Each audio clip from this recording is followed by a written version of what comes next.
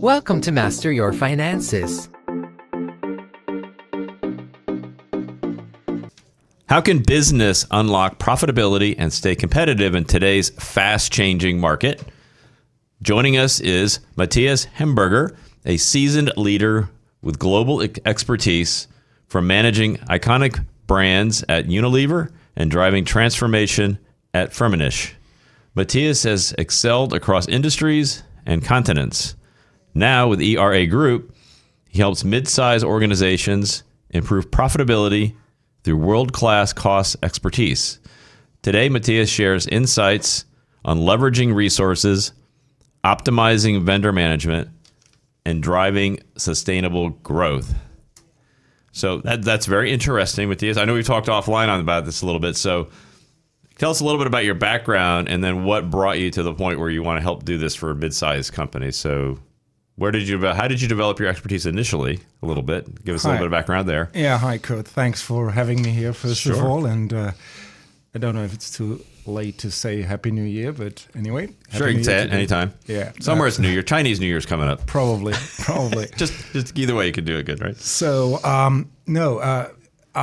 what brought me to the point where I am? I mean, I had an international career, and I spent actually most of my career in major multinational organizations, starting, as you said, with Unilever, which is a behemoth with, hundreds of thousands of employees around the world. And then when I started with Firmenich, that actually was kind of a mid-sized company with about 2,000 people around the world. But now they grew over the last 26 years that I spent with them. And at some point a few years ago, they went through further mergers and came to a point where they made me an offer to basically retire, which I felt way too young for. So I looked around what I can do with in this third stage, if you like, of my career. And I guess anyway, the days where you work for 30 years and then you reach your early 60s or late 50s and then you say, well, that's enough. I think these days are kind of over anyway.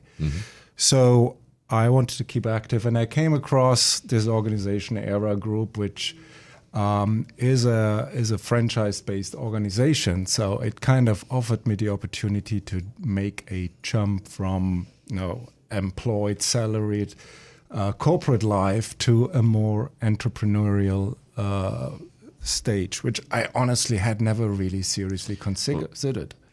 Yeah, it's interesting because I've dealt with a lot of people that have done corporate to entrepreneurship. So tell us a little bit about that thought process, because you worked in corporate America for 30 plus years.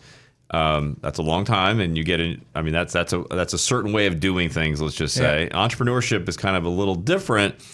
So was it something that you said, oh, they made me the offer, let me go do entrepreneurship? Or was it something that was kind of simmering in the background and you go, maybe this is the time to do it? How did you kind of it's a very different way of living, I guess is all I'm saying. And what kind of made you decide, let me take this on, sounds interesting? I mean, there is a benefit in a regular paycheck. I will not deny that.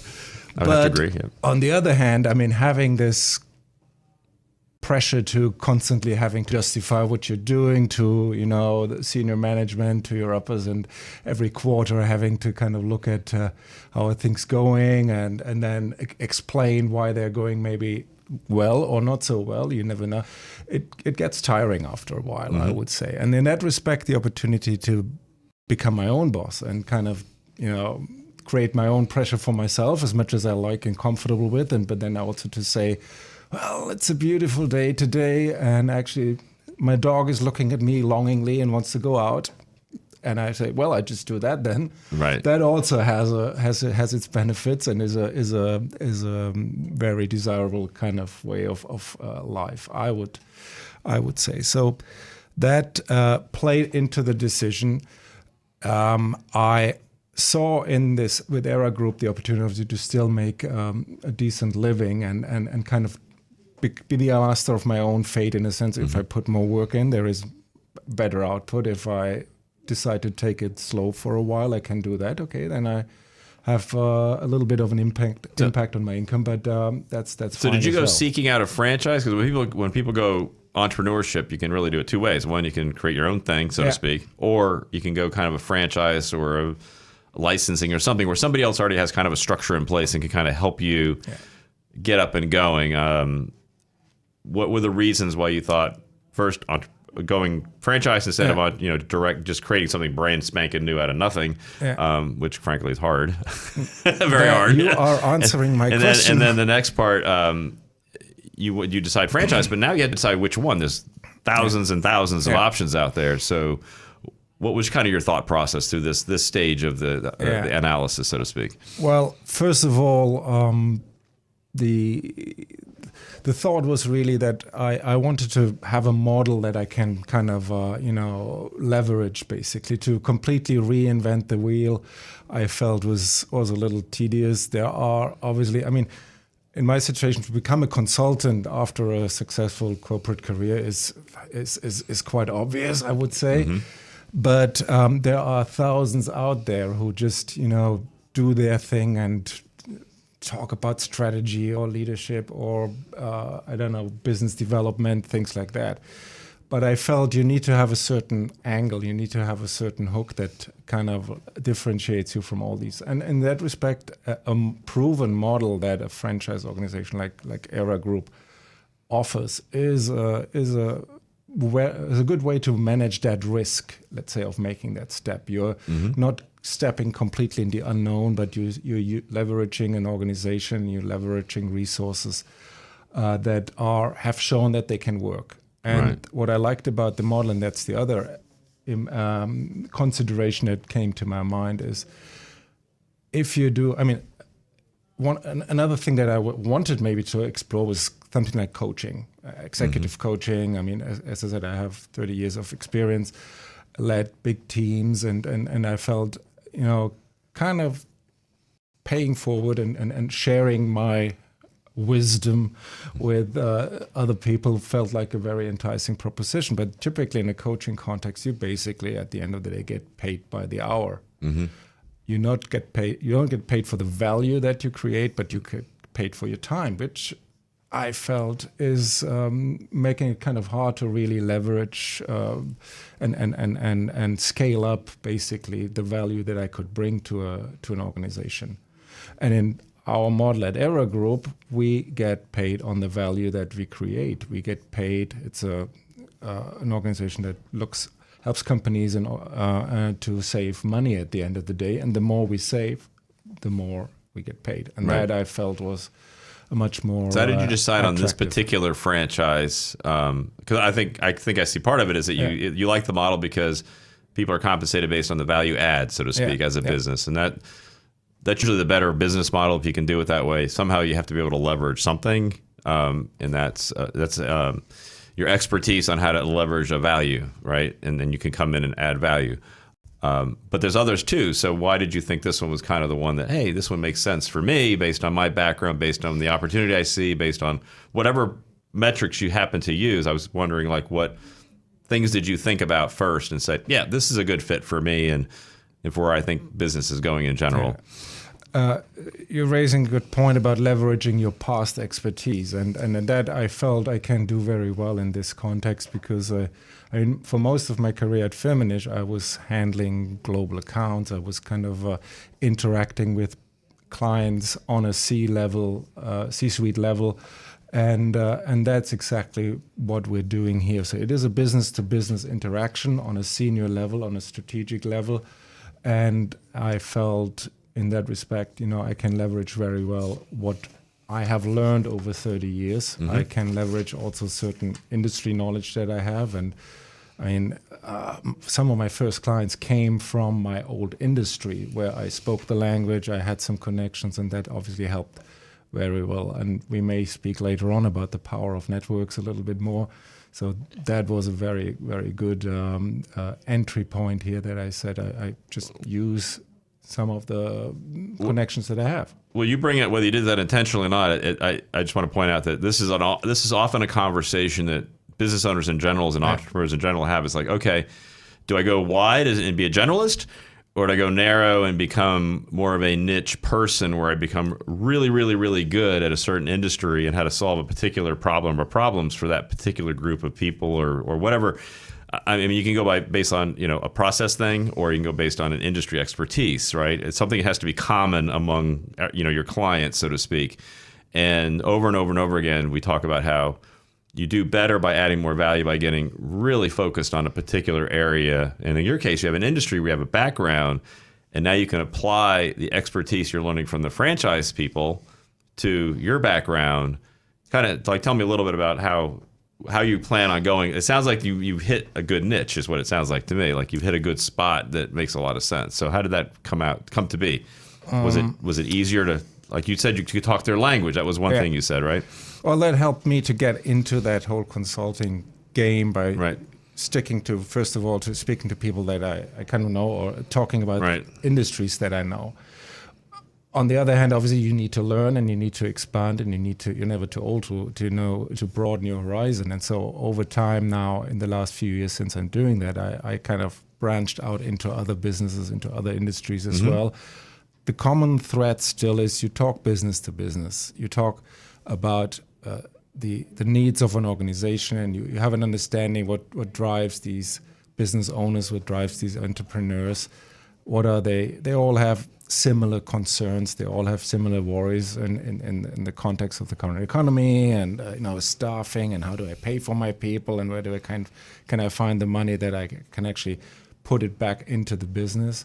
And these are all common things that I also knew from my past. So the industry experience as such helped in the beginning to talk to people in an industry that I was familiar with, to gain confidence and to build a certain momentum. But obviously, at some point, you also need to broaden and spread out. I wouldn't want to pigeonhole myself into just, I'm just working in the fragrance industry as such.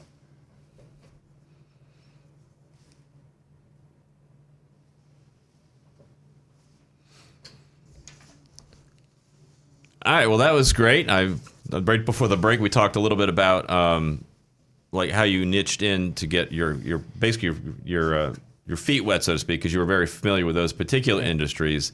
And so what it sounds like to me is like the basic process of what you're doing at ERA can be systematized among different industries. So you've got a process here, right? I'm assuming, and that can overlay many kind of businesses in a B2B kind of way. So do you want to talk a little bit about, we haven't even talked about what ERA does or what it is. So if you want to tell us a little bit about what drew you to the franchise as far as the business model itself goes, and how you are adding some value to your clientele, to these other businesses out there. What are they seeing from you, so to speak, and why would they say, hey, this is a great idea? Yeah, no, that's a good question. I think the uniqueness and the specific value that an organization like ERA Group brings to a client is that, we have people in our network that are experts in their respective cost field. We have people who spend their whole career in insurance. We have people who spend their whole career in IT, in transportation, in manufacturing supplies. I mean, we have a fairly broad range of expertise. And this experience normally, if you have a mid-sized company with 100 or 200 people, and your core business obviously inside out. If you're a big bakery, you know how to make bread, you know how to buy your flour, but you may not exactly know how to best buy your IT stuff. Maybe back up and explain a little bit about what you're doing for the business. I don't think we touched on that quite yet. So what is ERA actually? What is the business model? And because I hadn't, until I met you a while back, I had never heard of this particular business model.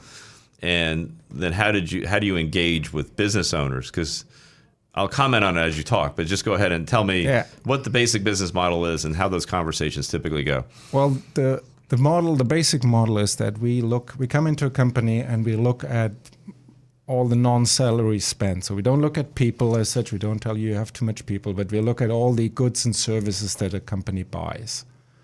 And we try to identify opportunities where we think this company actually could make some savings by either having a serious discussion with their incumbent suppliers or to look at alternatives often. I mean, if you have a long-standing relationship with a supplier, there's a value in that, yes. But sometimes that also breeds a certain complacency. And so we challenge that situation, and by challenging the situation, we generate often quite substantial savings. And we also identify other areas where maybe they spend money on things they really don't need to spend any money on. That they are completely, I mean, we had a situation, a company which was in the insurance, well, it was a manufacturing company, but in the insurance space, they spent money on a certain type of business liability insurance. We dug into that. We realized they are actually part of it was a subsidiary of a larger firm, and that risk was already covered by the mothership, if you like. Right. So, and we, through our analysis, because you can scrap that all together and save a few $100,000 by not paying for this insurance at all. So these are the kind of things we bring to an organization. And as I said, our guys have in-depth experience through years and years and years of working in a specific field and then running projects in that field every week. They know exactly where the markets are going. And again, if you're a bakery, you don't do that every day in your insurance. Well, yeah, I'm thinking as a small business owner, I'm like, well, but I have Susie who does all my buying, and that's literally her full-time job to get me the best deal and all the stuff that I'm purchasing. Well, then you mean to tell me like she's not doing her job? Maybe I need to fire Susie, right? I mean, this is kind of the way of business. Well, I already hired people to do this. Why am I going to bring in somebody outside to do something that I've already have somebody supposedly monitoring all this stuff? So how does that interact, so to speak? Because Susie's not going to be very happy about this situation. Susie will maybe not quite. Based on my scenario, at least, based on the way I'm setting it up. But how does it operate? Because that would be a reaction that I can see a small business owner having. Yeah. Now, what we are doing is we are, as I said, we are looking at typically at the spend that's outside of your core competence. Okay. Again, sticking with this bakery example. There you go. Susie will know how to buy flour and bakery ingredients, whatever, I'm sure, and she does an excellent job in doing that. And typically she will be busy enough doing just that. That will fill her day. And if you then come and say, by the way, we need to look into our whatever uniforms and that our people on the shop floor are wearing, she will, I can try when I have some time to do that. Right, okay. But she will not have the time to really do it. And she's never done that, or she's done it last time 10 years ago, so she doesn't really even know who to talk to. Okay. We know that. So we complement the expertise that you have in your own organization. Right.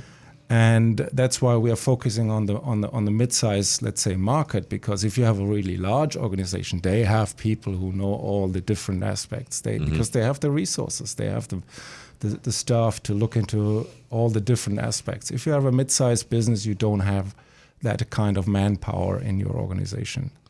Okay. All right. Well, that makes sense. I mean, I just needed to, because that would definitely be a conversation at business owners. I mean, when you bring this up to somebody and have these initial conversations, what kind of responses do you typically get from them? And how do you kind of walk somebody through this whole thing? Because they're like, well, it's something like, well, everything's fine the way it is. We make money already. Yeah. I mean, a lot of business owners are going to be like, it sounds like work to me. Yeah, they don't like extra work because they have certain things they do. Spend their day on. They know how they make money, and they're like, I just like to focus on what I do well and just do lots of it, right, as much as I can. Which is a smart thing to do, and that's why involving us. I mean, I'm not saying we don't need any of your time, but we need a few hours in the course of a project. And if at the end of these few hours that you, as a business owner or as a CFO or finance VP, invest into working with us, if at the end of these few hours you have $50 or $100 or $200,000 savings, that's probably a pretty decent return compared to some other ways how you could spend your time. So we do all the heavy lifting. We spend the long hours. You just basically, as the business owner, get called in for a kickoff meeting, and then after a few weeks we come back with some results where we say this is where you could save money. Okay, that's another 1 hour meeting, and then you have to think about what you want to do, and we help with the implementation. So the time that you invest as the business is relatively limited. Yeah, and also, by the way, other side benefit, because we ask obviously certain questions, you may realize, this is an area where I may have to get myself better, or a little bit better organized, which then has a positive knock-on effect, also beyond our pure engagement. Right. As such. Now, are there particular areas that you find a lot of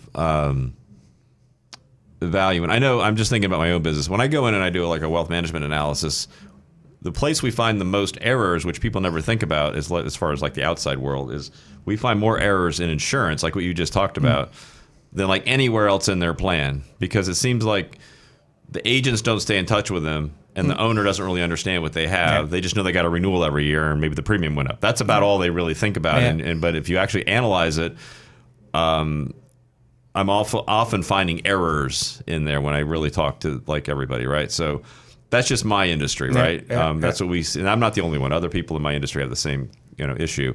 Do you see certain things where you find, hey, these are areas that people typically probably aren't optimizing so well, right?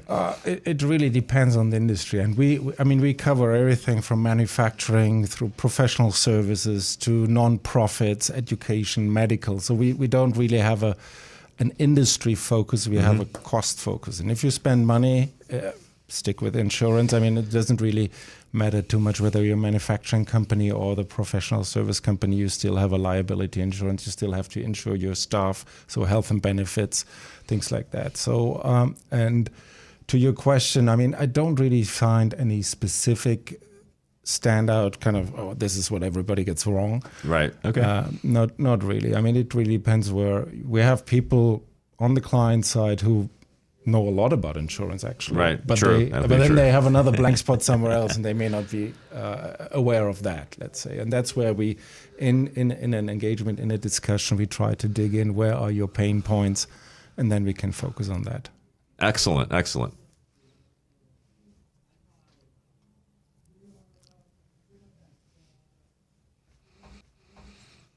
Okay, so once you started the business and you started your first couple of clients, what is the best way? What have you found the best way to bring in new clients or network or bring in new business? And how did you do that? Because that's always the hard part, right? Getting that momentum going to get your initial client base, so then you can get quote referrals, or then you can get something under your belt, so to speak, personally, right? I mean, your company could be around forever, but if you haven't done anything yet, people don't really know you and what you're able to do. So how did that kind of that progression go, and where what do you see going forward? It's like how you find new clients and serve new clients, things like that. Well, the golden path, as you rightly already point out, is of course referrals. So I mean, this is the intended long-term of the goal, to come to a position where you basically gain all your business through referrals. My first few clients, well, it was a mix actually. One or two came through referrals, or through people that I knew already, and they had a senior position in an organization, and I knew them from my previous life, and I called them up and said, hey, I'm doing this now. And they were open enough and kind enough to say, well, nothing to lose, so yeah, let's give it a shot. By the way, nothing to lose, I'm saying, because, and we haven't touched on that yet, but we only send a bill if we actually find savings. So there is really, if a client engages with us and we don't find savings, then he doesn't have to pay us anything. So that's where there really is nothing to lose. So they were open enough to give me a shot here, and didn't regret it, because we did find really nice savings for their organizations. But there is also the tedious way of cold calling. Right. And you need to, just pick up the phone and talking about, changing careers, whatever. That was one of the big, for me personally, obviously, things where I had to readjust and reframe my mindset somewhat. Right. Because, I mean, I had senior roles. I was president of a company. I had senior leadership roles with big teams working for me and making maybe these calls. Right. I didn't have to pick up the phone anymore. You get to learn a lot about rejection. Yes, absolutely. And objections. And you learn how not to take it personal. And right. I mean, overall in these years now, and having made now hundreds of calls, I didn't have too many really unpleasant experiences. Most people, I mean, worst thing that happens is they may just hang up on you. I didn't really have anybody say, why are you calling me, whatever. Yeah, very few business owners will act that way. And if they do, they're probably having a really bad day for some reason. Yeah, it's usually what's happening. So in that respect, it really isn't too bad. But you have to kind of, step out of your comfort zone a little bit again and say, okay, I have to make this call now, and try to enjoy it and see it as a bit of a game, and the joy of the hunt, if you like. Right. So when you first made the calls, what were some things that you found you didn't really expect? And what were things you're like, yeah, I was kind of expecting that? Yeah. Anything, any surprises in either direction? One surprise is how few people are actually picking up their phone. Okay. You really have to make probably, 50 calls for one person to actually pick up. Okay. So in the beginning, I was like almost a little shocked when somebody finally did pick up, and I was like, "Ooh, what do I say now?" Right. Because it kind of was. You try to prepare yourself, but obviously, if you made 20 or 30 calls and nobody ever picked up, you kind of get into Right. And then suddenly somebody really picks up, and you're like, "Oh, I got to talk to this person now." So Right. that was a bit of Well, a. you're going to have a new challenge now because there's AI operators now that are going to screen all their calls. So they're going to Absolutely. ask you questions and. Yeah, well, normally we get when you have like a direct line that's not, as I said, either nobody's picking up or you get the person. Right. So yeah, that was a learning. But coming back to your initial question, still at the end, obviously, networking is and having a warm introduction through somebody that you know is still obviously is a more successful way. Even if you get a meeting with somebody, it is a difference whether you got that meeting out of a cold call activity or you got it through a referral. Right. Because somehow you may talk somebody into, on a quick phone call into, I give you 10 minutes tomorrow at 10, Right. whatever.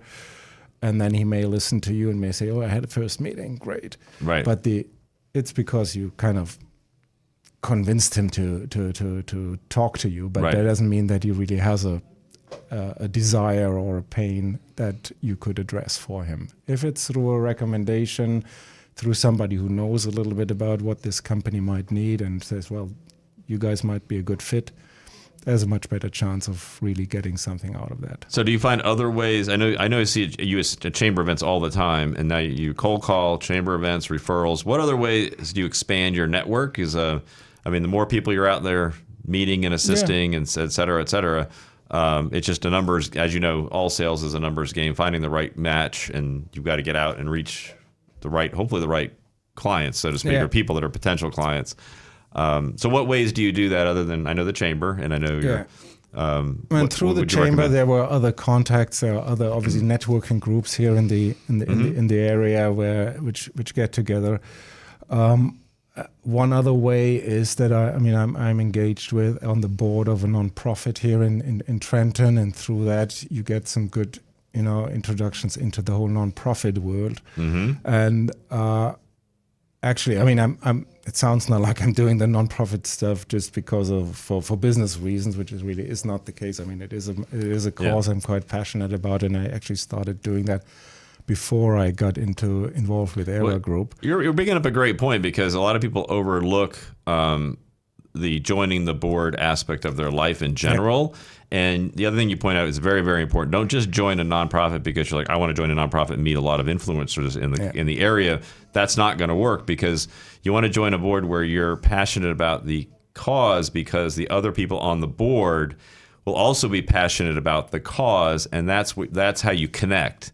And once you get to know them on a personal level, then business may come up at some point. Maybe, but it's it's never about that, only because you're having a conversation and becoming friends and discussing outside things other than the board. But that is a big way to really get embedded in the community and add value, honestly, to the community itself. Because if you're on a board helping a nonprofit, you're leveraging resources in an enormous way, because nonprofits tend to run pretty efficiently as far as what they produce, as far as how much money it costs to run one. Absolutely. Yeah. And actually, it is now probably more the reverse, that I'm leveraging my business connections and the companies I know more for the benefit, trying to do at least to leverage that. It works for the both benefit ways, of exactly. nonprofit. You're right. It works both ways, and then you can come and bring people in that are you interested in this cause?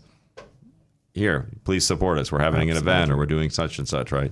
Absolutely. And we're trying to do things like that. So, what are you doing now? So what's now that you got your network? So you're networking, and once you connect with all the people, so what is the process from there to make sure you continue things going? Yeah, once you're in a company, obviously, you first of all, there are two ways. Either the business owner says, I know I have a problem in this or that field. Right. I think my freight forwarder is screwing me here. Right. Can you look into that for me? That obviously we're happy to do. The other way is that we really just we start with data. We are a data-driven organization, so we look at their whole spend. We get a big download, all their accounts payable data, and we look at that data from our perspective, and we come back with a quite comprehensive analysis where we say, out of your 20 million that you're spending, we think this and these and these and these are areas where we can help you. And obviously, at the end of the day, the client decides what he's comfortable taking on with us. But these are the two typical ways. Either he has a specific pain and we know we can help him there, or we do a comprehensive analysis where we highlight opportunities from our perspective, from our angle. Okay, so I guess let's go to the process a little bit then, if you don't mind, because you're kind of touching on that. So somebody says, "Hey, I'm interested in this. You're telling me there's no downside. I'm not going to lose any money. So you're only going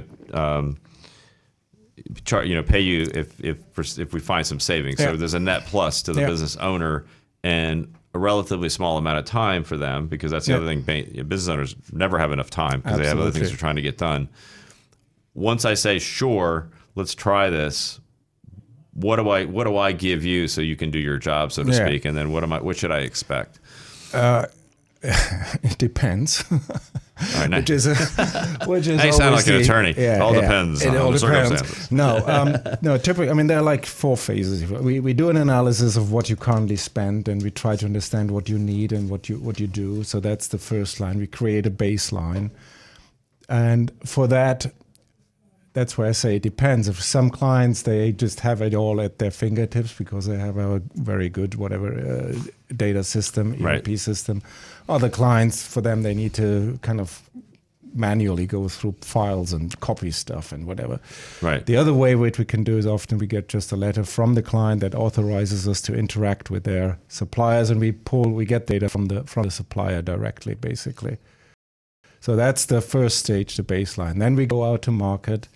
We talk to the incumbent vendors, we talk to alternatives, and we explore options, in which we present back to the client. That's the second stage, the options report. And as we call it options, we don't call it recommendations, because at the end it's the client that has to make the decision. And we say you can do this or this and this, and these are the pros and cons. But at the end it's the client's call. We're not making the decision for the client. She needs to be comfortable with it.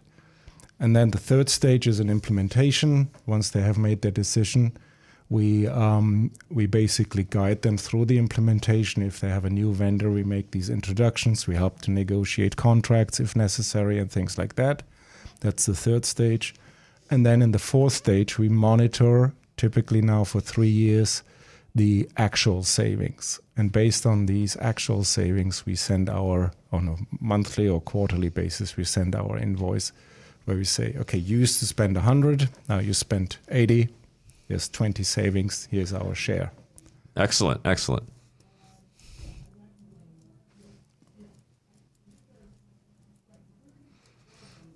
Okay, now that you've gotten their savings, so that's the 4 steps. I get it. So you basically discover who the vendors are and where they're spending their money. Then you talk to the existing vendors as well as potential alternate vendors, and then the implementation, and then the savings part.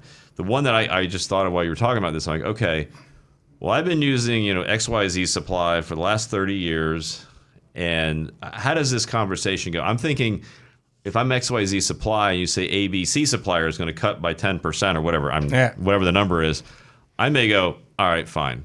If I can, obviously I can't, I won't do it. But I would think, this is a guess, I don't know your industry, that your existing supplier, if there's a good relationship, they may just cut the price and say, hey, we're just going to, I know whenever I call my cable bill or my phone bill or whatever, they're like, we'll just whack it down, or my garbage collection, they just knock it down. So what's kind of your experience? Does this leverage end up, they don't necessarily have to change vendors, or do they often change vendors, or is there a blend, or is it depends? Yeah. If I grossly generalize, yes. I mean, normally even the long-standing incumbent typically comes down with certain savings. Right. And then typically, and again, it's a generalization, there is usually some outsider who's more hungry maybe to gain the business than the incumbent, who may be a little bit, as I said, complacent, who's more aggressive and brings even bigger savings. But that's then where, and we're not trying to take any sides here. As I Right. said, Understood. we leave the clients, the decision to the client. And typically the client may say, okay, I get whatever, 10, 12% from my current vendor. There's another guy who offers me 18% savings. But actually, I do value the relationship. I don't need the last 5%. It's too much hustle to change all the whatever interactions and partners. I know these guys are going to stick with them, and they give me 12%. So that's good enough. That's a very typical outcome. Probably more than half of the projects, I would say, the incumbent supplier keeps the business, I would say. Now, what you were touching on is obviously something we don't like necessarily, is that the incumbent tries to kind of go around the process and just picks up the phone and calls the business owner and says, come on, we've been golfing last weekend. and make these guys go away. Here's 5%, and that's great. Yeah. And they basically try to undermine somewhere the process. And that's something we normally in our agreements say from the very get-go, that should not happen. If somebody comes to you as client while we are on the project, send them to us. We'll handle the conversation. Okay. Second part of that is, let's say I go, okay, ABC's got this great deduction, 18%. Yeah. I'm all in for the cost savings. And 6 months later I go, oh man, these guys are a nightmare. Are they kind of stuck a little bit? I mean, you have to really do your due diligence, or how do you kind of potentially avert that from happening, first of all? And secondly, if it does, I mean, typically we're signing some kind of contract with some of these places. It depends. I mean, obviously, yes, you do your due diligence. We do, before the client makes a decision at the end, we give them the opportunity to meet the new guys, interview them, have a conversation, try to audit them if needed, whatever. So you try to do some homework beforehand before you make a decision to change. If still it happens that after surprisingly a few months you're not happy, I mean, normally, yes, you may have a contract, not always, but often you do have a contract, but these contracts also have certain clauses to terminate. Then you just go through that process. And also that means then obviously you don't have the savings, or maybe less savings than you anticipated. That means we get less money. So we are in this together. We don't charge our fee independent of what you're saving. So this may have never happened. I'm going to do a hypothetical. If you had your one that saved you 12%, that's your existing client, existing relationship, and you go to the one saving you 18%, new one, 3 months later you go, this isn't working out. Let's go back to my original vendor. And do you think I can still get my deal? Well, if the vendor is smart, I mean, he gets the business back. Yeah, okay. I mean, the commitment, he may try to renegotiate a little, but I would then say, come on, you were ready to give me 12%. Right, exactly. Why are you not ready to give me that anymore? Right. Don't you love me anymore? Don't you love me anymore? Or I may go find out company C, right? Yeah, absolutely. QRS. Yeah. No, it is a dynamic game, but that's kind of the fun of it as well. Okay. So what kind of industries or companies do you think would most benefit from this? Because you talked about I know you talk about a lot of different kind of companies, but certain, I don't know, is it service? Is it industrial? Or is it, I mean, are there any areas where, I guess the more expenses you have, the better, I guess, as far as you're concerned. Not necessarily the business owner, but I guess you need expense-heavy businesses, right? Because that's where you're going to find likely the most savings, right? Yeah, that's where, I mean, anything around manufacturing usually is quite interesting because, you do spend on all kind of consumable supplied items. Things like professional services are a little bit more tricky because they're often enough 80-90% of your costs are people, which, as I said, we're not looking at. We're looking at benefits and healthcare and things like that. Right. But even payroll processing, but we don't look at salary levels. Right. We don't benchmark.